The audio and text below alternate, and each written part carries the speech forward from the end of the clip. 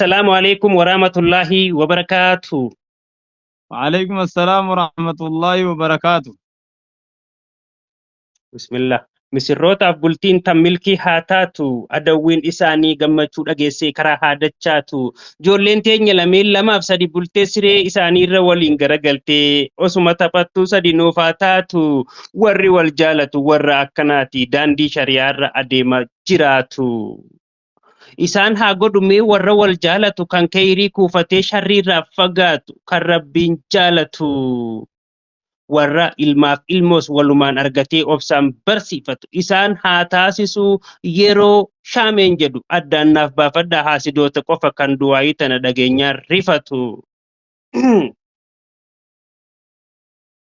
Ammaa hungartanii shaameen dhufee seennaan gariin gadoriyaa nuun haa didu rabbii wallee warri akkasii ibliis irraa qaba baafattee qaariyaa.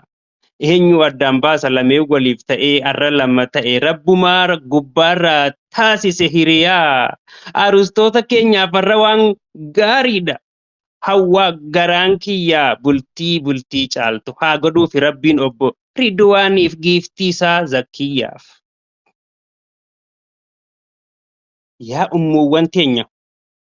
ummuuwwan teenya isinoo maal taatan ijoollee tana nurraa maaliif hin qabanne loluuf yaatanii miisanuu booda hoggaa nuti irra jenne kan amma gadhiiftan adda as fiddanii asiin nun darartan mana keessanitti maali yoo naytanii ulaa itti cuftan keessummoota keenya kan halaalaaf dhiyoo manguddoo fi hawwan mucaa fi miciyyoos ta'ee hundi keessa yooyaa anaa dhufu baga nagaan dhuftan.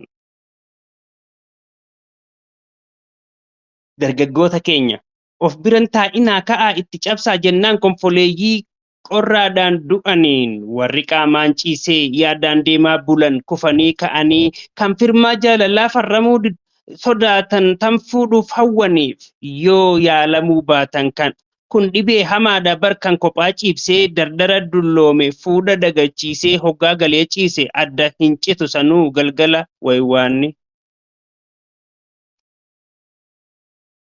Fuudhuun kun gaariidha baga alaa galte jennaan arusticha keenya Ridwaaniin ka'aa fuudhaa kunis asumaan jennuuni dargaggoota keenyaan dhibee armaan olii kana hundumaa fuudha malee jiru hospitaala feetan deeytanis dawaanii.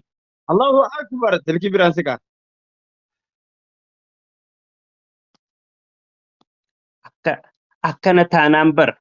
Akkana taanaan bar nuti barana waa hin garru shilimee an maalittiin beeka dubrumaaf dardaraa guute fakkaatti barboo markazul ilmii osoo isaan takkaa aruuza dandhaabin warra dura fuudheef dhalachuu ga'eemii ammaan tana ilmi warri kun hinaafee akka lafaa ka'utti jiru itti tolchi warra alaa galee yaa rabbi riskiitii gurguddoo shallamii.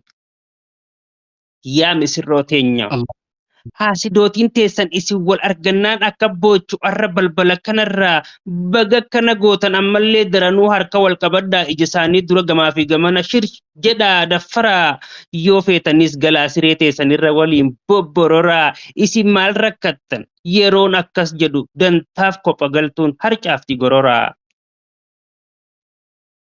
Magaalaa ijoollee garee tanaa kanaaf rabbiin fide tana mee haa ga'u waliin aboo fardi jirraa lafa kaa'i silkii osoo as dhaabbannee soba keessan baafnee dhugaa himaa jirru janaa jantaa miti hin taaneen dawwalin hoggi takka isin ustaazota keenya mee akki jettaniin abbaa ijoollee tanaa laal rashaad awwaliin fuusifnaa tan gaafa jalqabaa wal fuute sun ijoolleen jaalalaaf kabajaan numa jirtii waliin.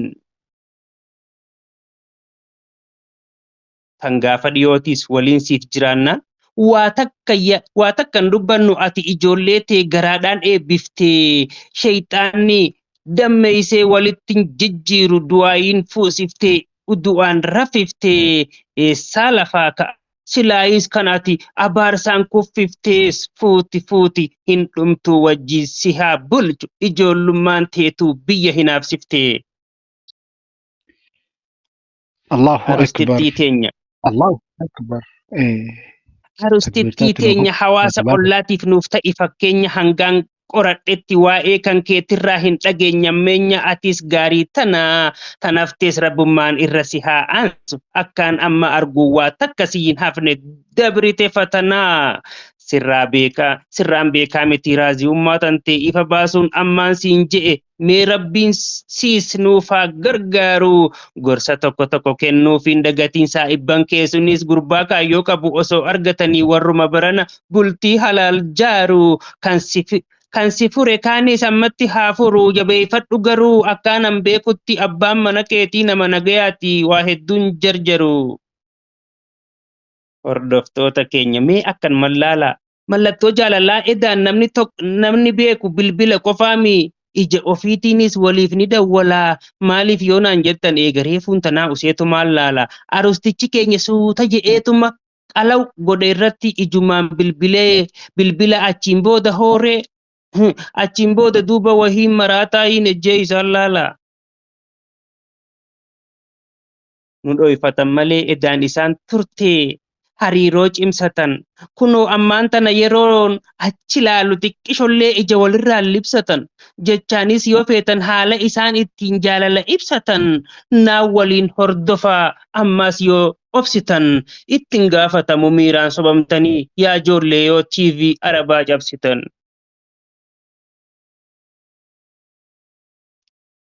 Arustichi keenya wayi sodaa qaba aruuza galchinaan harkasaa ol kaasee jechaa jira amma alhamdulillah shukrii rabbii kiyyaa namaanan jaaladhu eeganaaf taasiftee haadha mana kiyyaa waliin umrii dheertu nu jiraachisigaa anaa fi zakiyyaa. Wallahi akkasi yaa rabbi qeebaliif du'aayii bareedu godhe jaarsi kiyyaa hin jettuuni zeeta ammaasiin zakiyyaan. Eega koonaaf goote yaa rabbi ridwaan kennaateen kuufanii ammaas numaan hawwaa hiriyoota kootis na jalaa nambisin dhibee hundumaafuu sumaa qaba dawaa. Isiin akkas jettee du'aayii godhannaan inninis mirqaanee hanga duraanii irraa itti as maxxanee yaa takkittiitiyya akkana faaji'iiti onnee tiyyatanan eenaaf qabbaneessi takka amma as ji'ii dhungoonarraa kaasi hangana jaalattu hojii mirkaneessi yeroo inni ji'uun. Anaa fi ati bar waliifis halaalii us wal gammachiifnaa xiqqoo obsi amma duubaas jechootaani ganda hifachiifnaa keessummoota kana suuta dagachiisii boodana dubbisii nuti gallee rafnaa. Kiu jechuun ammagaa je'e sheekni roobee konfoleessi ka'ee dhaabbachuun ammagaa warri taa'ee mugus dammaquun ammagaa warri waliif galee mana wajjin galee kopha galeessi koo arra hin hafnee dhiisi bakka jiruun beeku dachii garaan galee ni dhageessanii miilamee wal jaalate asuman nu dhiisee mana galee rafee rabbiin haa dirmatuuf. Warrum akka kiyyaa qofaa asii hafee laallachuun dirqama anis amma dafee gandina daffare yaa jaalalloo kiyya arra wahiin hafee nuti maal taanesa ka'aamee kophummaan kophan nu gafafee. Sumayyootii teenya isin hoo maalisa kophaa tatteessanii maali koflaa ooluun isinis nu daran cinqii keessa jirtan yeroon isin laalu nuti umrii dhaalleen taatus ni guddannaa hanga jiraannirra wahii gad irrifna keessan faan dafeetis diidam keessan galu ammaalittiin beeka kunoo umriin keessa waggaa 5 keessattis tokkollee hin dabalu. Yaa obbo Ridwaan har'a dhugumaaniin siif gammadee jira hireen tun hiraataa bagasi garsiise dardarri zabanaa fuudhallee ni dhiise akka fedhu qaba. Gartee rabbiin jabaan dardara gurguddaa kana alaagaluu isaan dagachiisee kophuma isaanii bukraa keessa dhiise sii qacalee mucaa areedaa humbaasin kanaaf har'a jiise.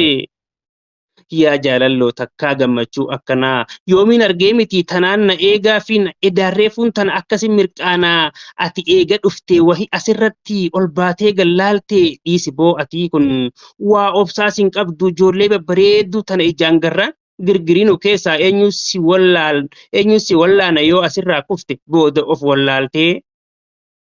Bar addaanuun beeytu wanni dhalaa ta'e hundi wal fakkaatti ani hin beeku walleen fuula duula na filadhaa gaggeessuudhaaf yaati dhiiroo maal argatte hundi shaashaa jettee karaarra gayyaate dhiqattee dibattee bar waan san argattee irraa hin wallaale yeroon ijaan laale tan duraan gurraatti hundaa diddiimate maalii yaada seete amma qalbii keessa xiqqoo of deebi'ee ijoolleen haadhaaf abbaan isiitis gurraachaa yeroo diddiimattee dhuftee as dhaabbatte sanyii biraa taate gaaffiin takka dhuftee sammuu na guutte dachuma dachaadhaan wal gubbaatti baatee haadhaas hin fakkaattu abbaas hin fakkaattu duuba ijoolleen tun tan eenyu haa taatu tan ollaatis jennaan fitinaadha dubbiin hin dhaabbattu.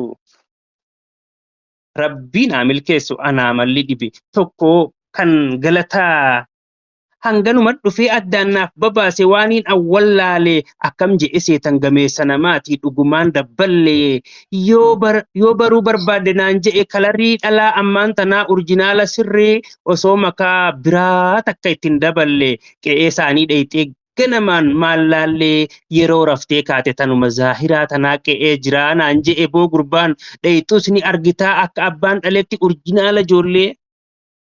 Dhugaa baantaan je'een dhaloonni ammaa kun dhaloota tiiktookii faranjiidhaaf hogguu dhayxee taap gootii achirraa baratte akka waan dibanni sadarkaa ol kaasee nama taasisuutti yaadde ilmoo mootii bar waan dandamanne isaanirraa fuutee manatti hin galattee ofirra shaakaltee isin hin argine sababa kanatti faaxee meeqaqin qundiin fuularraan biqilte.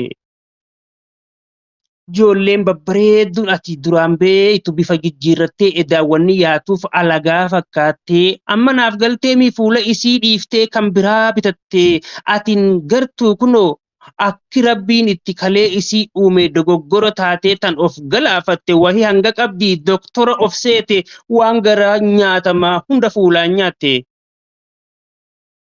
Ijoollee teenya lakkii gamana deebi'a. Ijoollee teenya lakkii gamana deebi'aa akkuma uumaan kee itti isin uume saniitu sirriidha. Of hin kasaarinaa qashxiif irraa dhiisi. Dawaan firra guuraa ooltan kun bubbullaan booda kaansariidha. Gorsa kiyya didduus du'a wayii diddaa je'e ja'an jaarsi atis kukkuulladhu dhusuk jechaa koottu beektu na beekii fi feerfirra dabarsi yoonsi jalaa dhiitee garaa sin addeessin na agarta kursii.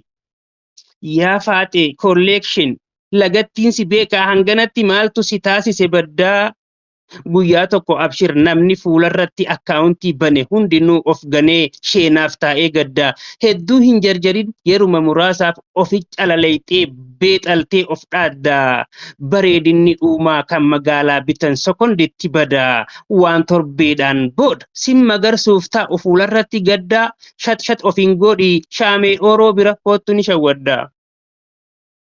Gosa adda addaa meeqa walin neexee fuula kan kee dawaan taap godhaa ooltee yeroo haajaa baate bakka deemtuuf dhayxee achi as deebitee xiqqoo shilin jettee yeroo daawwitiidhaan fuula kan kee laaltu hirriibaa dammayxee duruun irraa dhumeetuni eenyu malee akkamiin yaamtaree maqaa isii beeytee maaliif yoo naan jette haqaatu ba'egaa uumaman dhugaatu kan ati awwaaltu si jalaa mul'ate.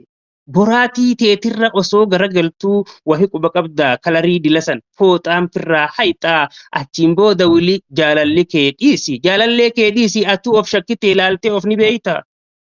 Kanaafiin siin ja'a siistar firraa dhiisi akkuma aadaatti akkuma harmeen tee duraan jiraattutti jiraadhu callisi waanuma naan ga'ee jira'ee aniisi maaltu si naqellee daftee naan hin jedhin waan biraatii miti wanniinsi waywaaduuf. Anis yoon mirqaanee magaalaa keessatti sii deemtu si arge yoon anummaan dafee ija sirraan hidhin bareedinni kan kee kaniin guyyaa arke yoon si fuudhee dhabe bakka inni dhaqe tan kaleessa diimtuu gurraattomtee hidhiin garamiin gorame duuba an hoggisan dibatuma keetiif fitinaana naqe of miitee nan miidhin. I am sorry ijoollee dhiifama nuuf godhaa nuttiin mufaatinaa. guyyaanis gaa'elaa tanaaf bashannannaa nama waa hubatuuf hanjamaa akkanaa haajuma dhugaadhaa sanii keessa jira. Tarii yoo xiqqaatte ergaan dubbii kanaa nama tokkoof lama kan rabbiin laaffiseef rakkoon amma hime tanaas ni baraara. Maaltu beeka gariin karoora ganamaa meekaap istiidiyoo dhaqee of tottolchaa jedhu faatu amma qalbii keessa jira. Jenneetuma nutis qophii kana irraa namni akkasiisu waa hedduu baratee tarii yaada isaa sanis ni jijjiiraa. Halkan gaarii bula yeroon naaf kenname arraaf dhumee jira. Assalaamu alaikum warahmatullahi wabarakaatuh.